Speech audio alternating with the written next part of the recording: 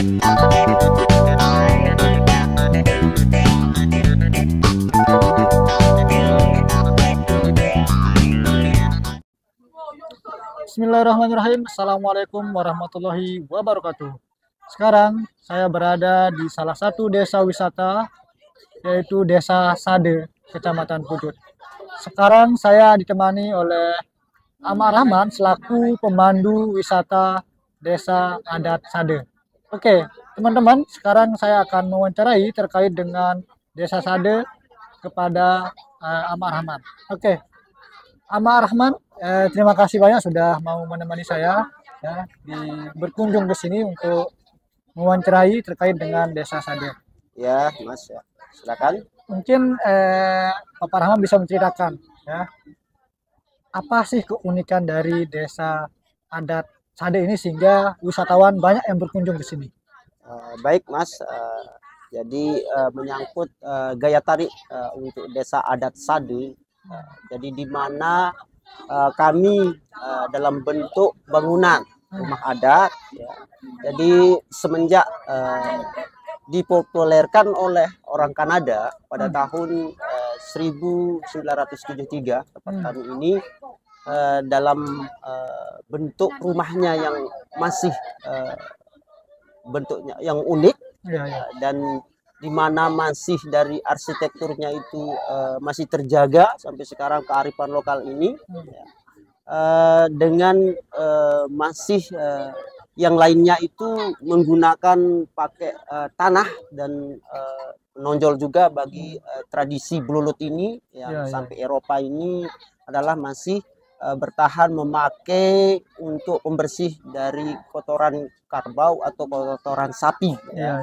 Nah, di sisi lain dari kami di Desa Adat Sade ini jadi adalah sebagai gaya tarik juga adalah sebagai nilai-nilai leluhur. Nilai-nilai leluhur. Ya.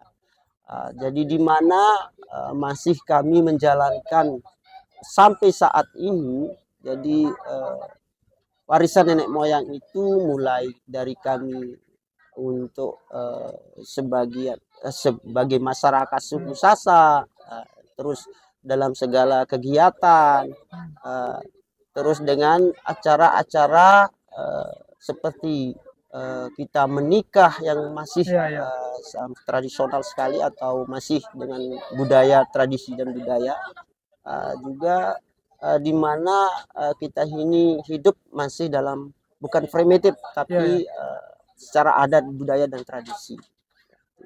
Itu yang sebagai gaya tarik wisatawan asing maupun dari kita dari domestik atau dari negara kita Indonesia. Oke, tadi Bapak menceritakan terkait dengan asal-usul dari Desa Adat Sade ini. Sekarang saya ingin bertanya lagi terkait dengan kehidupan masyarakat sehari-hari di sini seperti apa, Pak? Ya, jadi kehidupan kami tentang di masyarakat khususnya Desa Adat Sade, jadi dari dulu sampai sekarang itu, jadi kita sangat menjunjung tinggi yang namanya kekeluargaan. Dari kegiatan apapun di sini itu, jadi kita mengerjakannya itu jadi upacara misalkan. Jadi yang penting kita musyawarah dulu di sini. Apa yang kegiatannya itu, baik misalkan besoknya si A yang ada pekerjaan itu kita bantu. Misalkan pernikahan, karena kita di sini dalam adat Sasak, hal pernikahan kita masuk dalam hal adat istiadat atau tradisi. Jadi kita di sini karena mudah mengenal kan dari sistem atau cara nikahnya orang Sasak. Jadi persiapan untuk nikah di sini itu tidak dilamar, misalkan. Jadi kalau ada yang nikah, jadi kita malam hari biasanya itu kita persiapkan karena sudah tahu di Lombok ini adalah banyaknya cara untuk tradisi akad nikah. Jadi kita beragam dengan cara, baik Lombok Barat, Lombok Tengah, Lombok Selatan bagian kami ini. Jadi kalau kami di sini itu untuk nikahnya itu kan masih dari nenek moyang dulu itu kegiatan merarik atau kawin ini kan masih diculik atau dilarikan. Ini menarik teman-teman ya. Kalau orang menikah di sini itu diculik caranya, Pak ya? Nah, diculik ya, dilarikan ke luar dulu atau ke rumah tetangga yang di luar rumah. Terus besoknya baru pemberitahuan. Jadi setelah ada 2 orang utusan ini dikenal dengan sudah tidak tahu orang Sasak, itu namanya tradisi atau adatnya yang 2 orang utusan sebagai penguasa informasi ini menamakan Rebak Pepucuk dan Mesejati. Karena kami di sini di Sade itu masih memegang teguh yang namanya adat, jadi sampai sekarang itu dengan nilai adat ini kita tetap jaga. Dan pelaksanaan kedua, kalau secara kita saling membantu untuk akad nikah juga ada yang namanya untuk ijab kabul tentunya, karena kita ini seorang Islam ya, lebih dikenal dengan di sini Islam Kejawen, karena dulunya pada awamnya nenek moyang kami. Jadi dengan bahasa Cerake atau bahasa Kejawenan itu untuk menyebarkan Islam.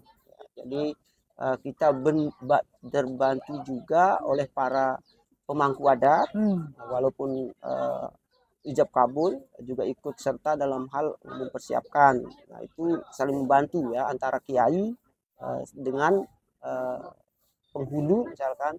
Tapi kalau kami di sini itu ke adat dulu baru ke pemerintah kalau Sade ya.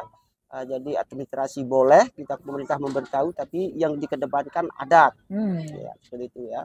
Setelah itu kita dibantu lagi untuk mempersiapkan yang namanya begawi. Tentunya begawi ini kita butuh untuk kegotong royongan. Jadi kami setelah saling bantu untuk baik mempersiapkan acaranya.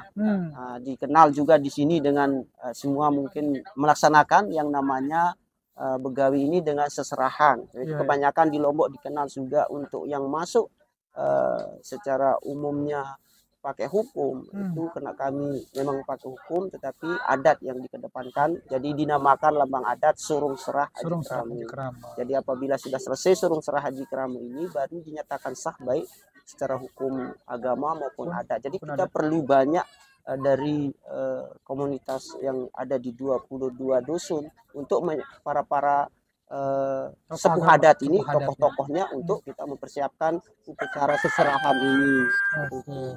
Jadi menarik ya teman-teman, terkait dengan kisah bagaimana prosesi pernikahan adat Sasak yang ada di desa ini.